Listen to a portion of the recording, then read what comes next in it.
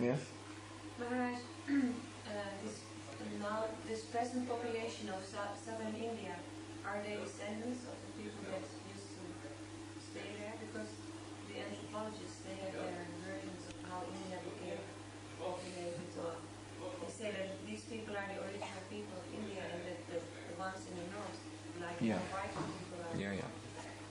Yeah, they say that the Dravidans, the southern Indians, who are very dark in skin color, they say they're actually related with the Aborigines of Australia, the same race. And these people are very old, and they were the original inhabitants of India, and their culture, they think, was rather primitive, or at least it was peaceful, agrarian. They were simple people. And then the Aryans, whom they claim came from somewhere in central Russia originally. The Aryans came down and they conquered the Dravidans, and thus the two races mixed. And that's why you see today the northern Indians are lighter in skin tone and the southern Indians are darker. So this is their theory, and it is based on absolutely no evidence at all. There is neither scriptural evidence, there's nothing in the Vedas which indicate that this happened. Neither is there archaeological evidence. The real reason for it is ethnocentricity. This word means that someone belonging to a particular ethnic group, out of bodily attachment, he tries to make his ethnic group always superior to the others. So the Europeans have respect for Vedic civilization. They cannot hide that Vedic civilization was extremely advanced. The Vedic scriptures speak for themselves. The Sanskrit language speaks for itself. So the Europeans devised, European scholars, this started in the last century, about the middle of the last century, middle towards the end of the last century, these type of speculations. That actually the glories of Indian civilization the root of it can be traced to Europe. The Aryans really came from Europe.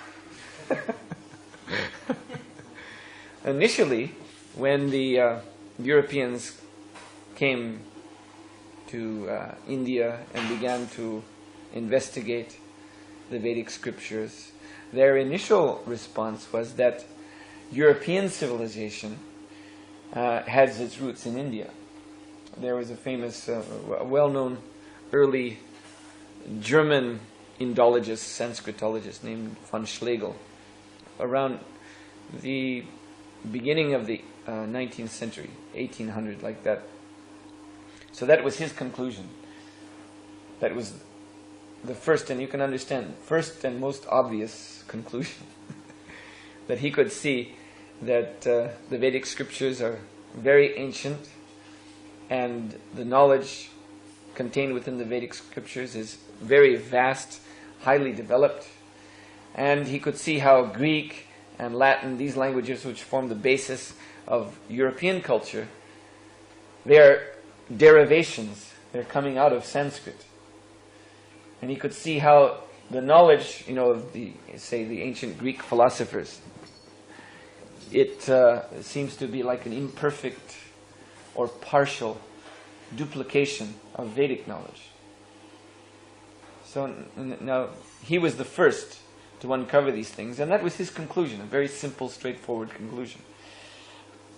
Now, when his book was published in the West, then it was accepted at first, but then other scholars started to think that, wait a minute, now what this means is that our culture, European culture, is inferior to those Indians. Now, how can that be? Because now India's come under the control of the British, who are Europeans. So, and the British especially became worried that such kinds of ideas, this will undermine our whole standing in India. So then other scholars gradually started to come up, as scholars do, there's one theory comes out, and then other scholars come 20 years later with some other theory to counteract that. So gradually the theories evolved to this point that the Aryans came out of central Russia somewhere. Actually, in the last century, the 19th century, that's the current theory, that Aryans came out of central Russia. But different scholars in the last century, they're from different countries. Like some scholars from Germany were saying they came from Germany. Some scholars from France were saying the Aryans came from France. But then they found they couldn't get away with that, so they moved it over to the Caucasian mountains. That's also, this word Caucasian is also used for white-skinned people. So this is where this idea comes from. It's just European ethnocentrism. There's no proof for this at all. It's just a complete fantasy. It's based on of course they will say, well, they will cite something from Vedic scriptures and old Vedic scriptures and from the scriptures of Iran, the Zend-Avesta, which is in a language similar to Sanskrit.